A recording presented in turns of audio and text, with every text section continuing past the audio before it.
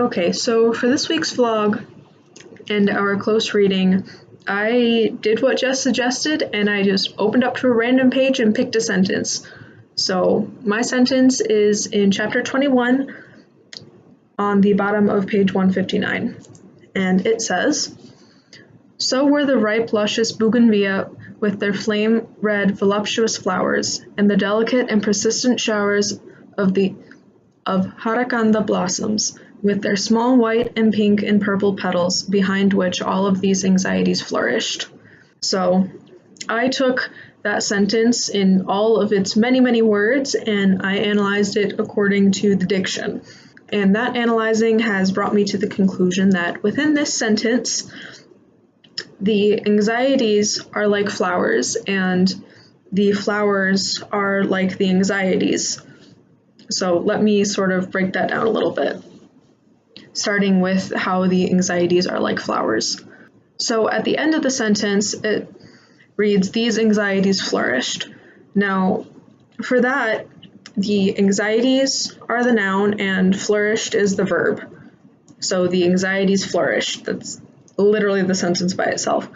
So, or part of the sentence. Now, when I looked up flourished, I thought that it just meant like to grow in like just really well, but it actually means to grow in a flower-like way and to have grown in a favorable environment. So when the sentence says these anxieties flourished, it's literally saying these anxieties grew in a flower-like way. So that part at least is pretty straightforward. The other part of my thesis, when I say the flowers are like the anxieties, is a little bit more complicated. So, and it also loops back around to the anxieties being like flowers. But anyway, so the words that I picked out specifically for this seem a little bit like antonyms at first, even according to their definitions, but in this case they both describe the same thing. So, and those words are persistent and delicate.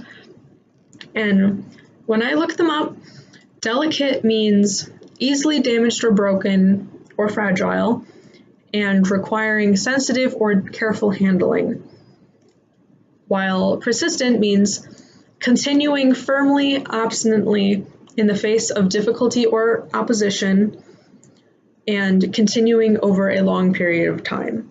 So these flowers that are described in all of their ripe, luscious, and colorful voluptuousness are obviously growing successfully. You could say like the flowers flourished, like the anxieties flourished.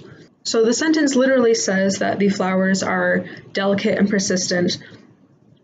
So we can relate the flowers being like the anxieties by sort of analyzing and inferring that the anxieties are something that are both delicate and persistent as well. So if something is delicate and it requires very careful handling and it's easily damaged and broken, then obviously it's going to need a favorable environment for it to grow.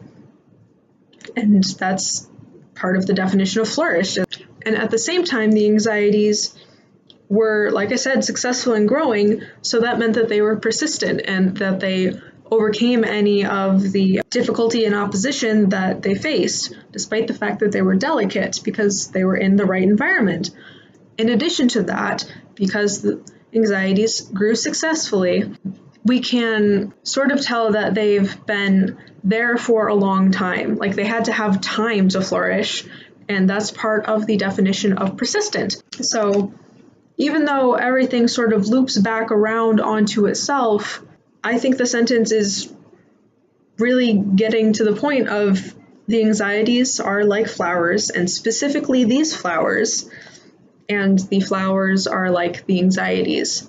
So I know that that leaves a lot of the rest of the sentence sort of untouched, and trust me, I did close read it, but not everything within the sentence and the connotations of the definitions and the words and everything could be related to something within the sentence by itself. It could definitely be related to stuff outside of the sentence in the book, but not just within the sentence by itself.